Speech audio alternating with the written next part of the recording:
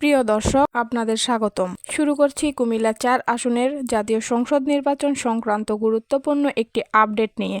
আসন্ন জাতীয় সংসদ নির্বাচনে কুমিল্লা ৪ আসনে অংশ নিতে পারছেন না বিএনপি মনোনীত প্রার্থী মঞ্জুরুল আহসান মুন্সী। অনিয়মের অভিযোগে এই প্রার্থীর মনোনয়ন বাতিল করে দেয় নির্বাচন কমিশন ইসি।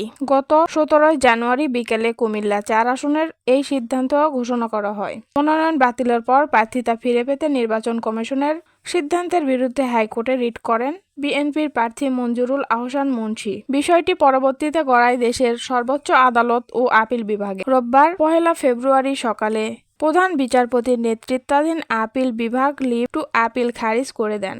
এর ফলে নির্বাচন কমিশনের দেওয়া সিদ্ধান্ত বহাল থাকে। এর মধ্য দিয়ে চূড়ান্তভাবে নিশ্চিত হলো কুমিল্লা ৪ আসনে জাতীয় সংসদ নির্বাচনে বিএনপির প্রার্থী মঞ্জুরুল আহসান মুন্সী নির্বাচনে অংশ নিতে পারবে না। রাজনৈতিক বিশ্লেষকদের মতে কুমিল্লা ৪ আসনে নির্বাচনী সমীকরণে বড় ধরনের প্রভাব ফেলবে।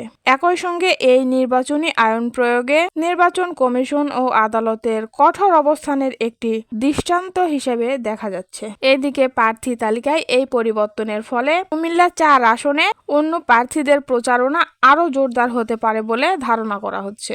এদিকে জাতীয় নাগরিক পার্টির প্রার্থী হাসনাত আব্দুল্লাহ সমর্থকদের মধ্যে বিভিন্ন প্রতিক্রিয়া দেখা গেছে। আদালতের রায়ের পর তারা এলাকায় হাসনাতের জয় স্লোগান দেন এবং ভবিষ্যৎ রাজনৈতিক কর্মসূচি সক্রিয় থাকার কথা জানান। এ বিষয়ে হাসনাত আব্দুল্লাহ বলেন, আদালতের রায়কে সম্মান জানান এবং রাজনৈতিকভাবে জনগণের পাশে থেকে গণতান্ত্রিক ধারায় এগিয়ে যাওয়ার প্রত্যয় ব্যক্ত করেন।